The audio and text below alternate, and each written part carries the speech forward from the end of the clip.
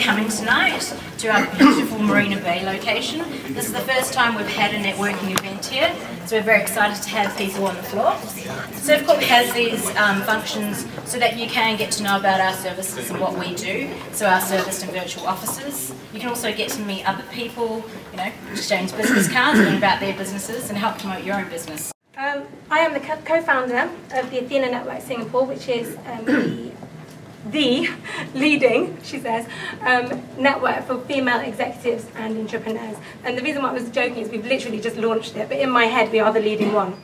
Rock Chick Entrepreneur? Why Rock Chick Entrepreneur? I made it up, I absolutely made it up. And now I have to live up to that, so I have to be as cool as I said I was. And also head of unconventional thinking, because I think I just believe that business should be fun and it should be interesting and we shouldn't have to take ourselves too seriously. So I made up a random title for myself, which is that. But my real title, I guess, my real job is Business and Networking Strategist. It's boring now, isn't it? Shouldn't have bothered saying that. I've only just actually started calling myself a business and networking strategist. I always just thought I was a networker. But I've suddenly realised that actually it's not something that comes naturally to everyone. Actually, it didn't come naturally to me in the beginning. I actually... This is one of those secrets. I was telling someone earlier, it's a secret. It was Chris I was speaking to. It's not a secret now, is it? Because I'm telling everyone. I don't actually like open networking that much because it's awkward. You have to go, you have to talk to people, you have to butt in on conversations, you have to loiter around pretending to be text messaging so that someone will hopefully come over and speak to you. It's not that comfortable for everyone. And just because I do a lot of it doesn't mean that it's that comfortable for me. But there are ways around it to make it a little bit more comfortable. So I guess that's what I'm going to talk about today. So tonight we're going to talk about the 7 deadly sins of networking. Heavy for a Thursday night? Well, now that you've heard me start on my random waffle of this presentation, not so heavy. We're just going to have a lighter look at business networking. We're going to have a look at where it can go wrong. We're going to look at the annoying things that other people do that make it not enjoyable for us. And then we're going to look at just generally how to be a better networker and how to help other people to become better networkers as well. Because sometimes when you go to events like this, some are more experienced than others. And so it's kind of our job as people who are more experienced to help the other people along rather than just moan about them. So let's have a look. So what is networking? So networking, or business networking, according to Wiki, is a socio-economic activity by which groups of like-minded business people recognize, create, or act upon business opportunities. Wow, that's a mouthful. So the first sin of networking today is the sin of pride, which we've defined here as unreasonable and excessive self-esteem.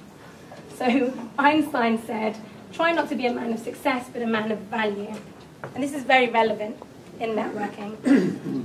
So your proud networkers, they can be a little bit annoying because they can come across quite salesy and aggressive. They're often very keen to get that message across. They're the ones that barge up to you, say their thing, and then they leave again. And you're just thinking, right, that was interesting. It's inappropriate, basically, for networking, in my opinion. It's not the type of behaviour that's suited to a networking environment, certainly not to this type of networking environment. But often, people are nervous. So from the other side of the coin, you've got to ask yourself the question, why are people actually networking in this sense? Either they don't understand that it's very much a relationship-building, trust-building process, or they're nervous, so they've rehearsed it, and so now they've come to the event with the idea in mind that they're now going to deliver this pitch, tick, and then move on to the next person. And they actually follow this process going all around the room. You'll spot them when they're here. When you see them, they literally just go around the room following this process. And it comes across a little bit rude, so it's not really effective for the longer-term building of relationships. So the reverse is humility. So it's important that when we network, we remember that the true skill of networking lies in being humble and being modest.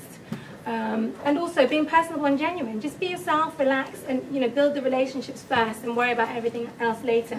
And also, if you come across one of these nervous people or salesy people that may not be used to networking, just help them feel at ease a little bit so that you can get to know them better.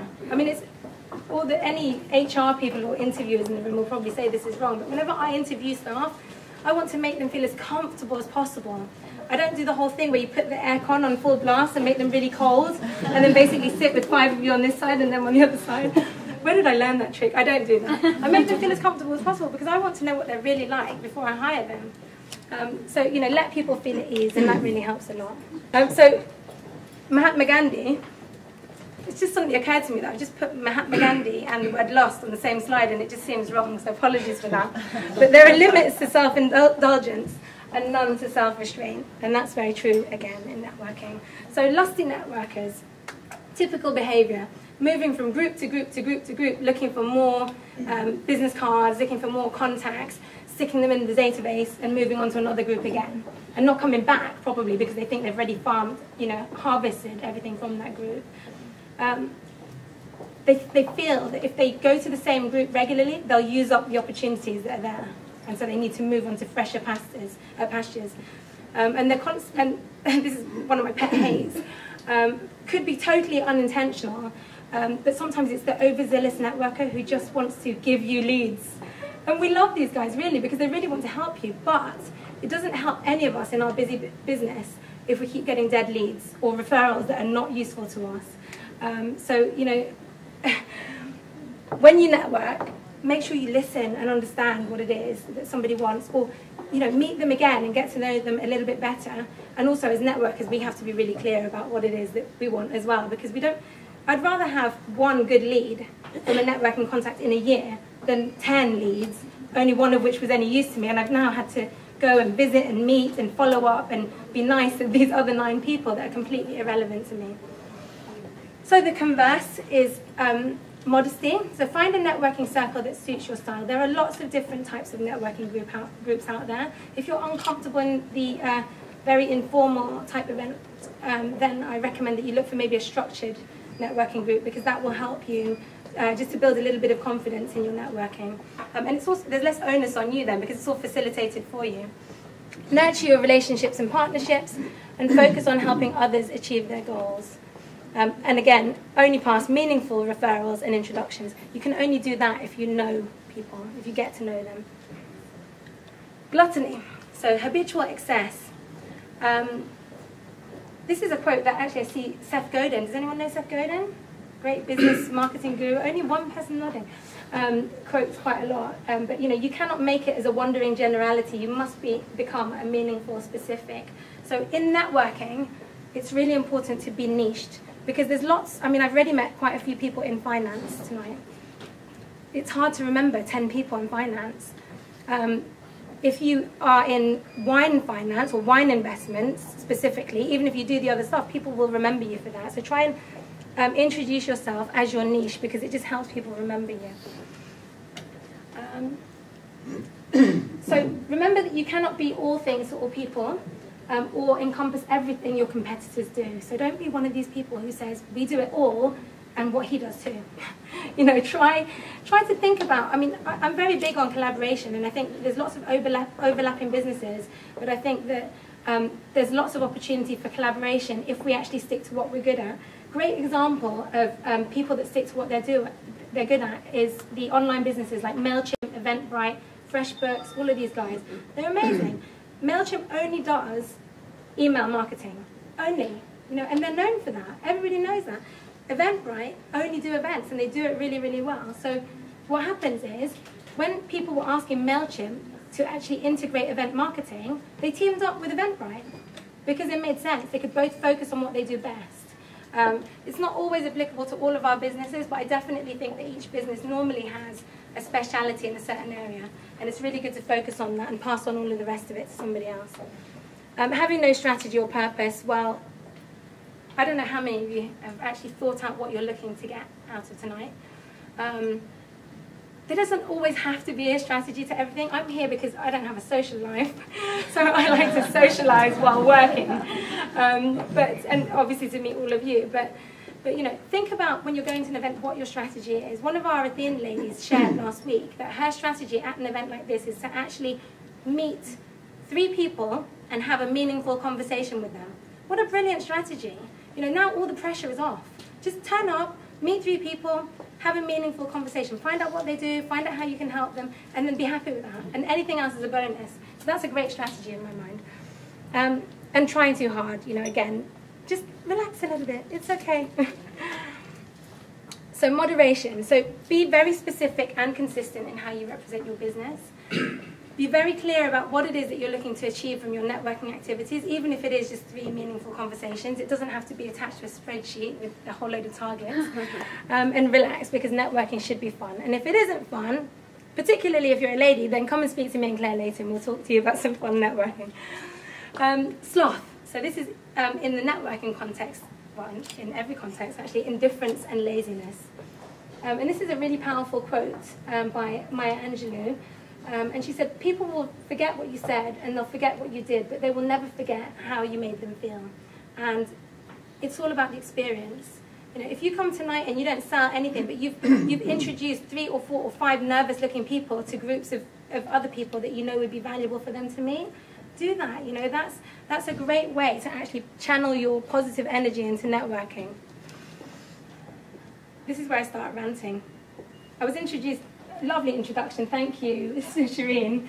And you know, I was introduced to come along and present, but actually I'm not a presenter, and a friend of mine introduced me a while back at an event that I spoke at and said, this is Gina, she's not a presenter, she just stands up and rants. So this is the warning, this is when the rant might come. When you're networking, show some enthusiasm, please. You know, when you're talking to someone, even if it's a really boring business that they're telling you about, try and find something interesting to pique your interest or to get them excited, because there is nothing worse. Well, there are worse things, but this is one of the worst things, is standing, talking to someone, and they're bored. You know, you're trying to tell them what you're doing, and they're just looking at you, and they're bored.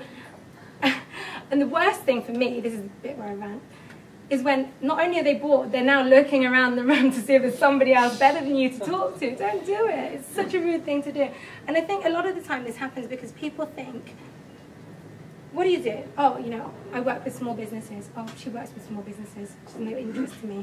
You know, she's not aligned with me, nothing. So then, you know, the brain has now decided that they're not the type of contact that they're looking for. But, you know, never dismiss a networking contact. You never know who they're connected to. I'm pretty well connected. So, you know, if you dismiss me just because I say I work with small businesses, you might miss out on a load of big contracts that I might be able to put your way if you took the time to actually build a relationship with me. And don't take yourself too seriously. I keep saying this, I always say this, you know, business should be fun, but that's because I'm a bit of a nerd. But, you know, hopefully the things that you go to, the things that you take part in, you know, have some fun, even if nobody else is. And don't be forgettable. Think about something interesting. Jasmine has a great one. She stands up at Athena and says, I shoot people. She's a photographer, but you know what? She got our attention. It's a brilliant tagline. You don't have to put it on your website. You don't have to put it on your business card. You don't have to wear a t-shirt that says, I shoot people. But, you know, in networking, do something a little bit quirky if it's appropriate for your business. Maybe if you're like FBI or something, you might not want to use that tagline.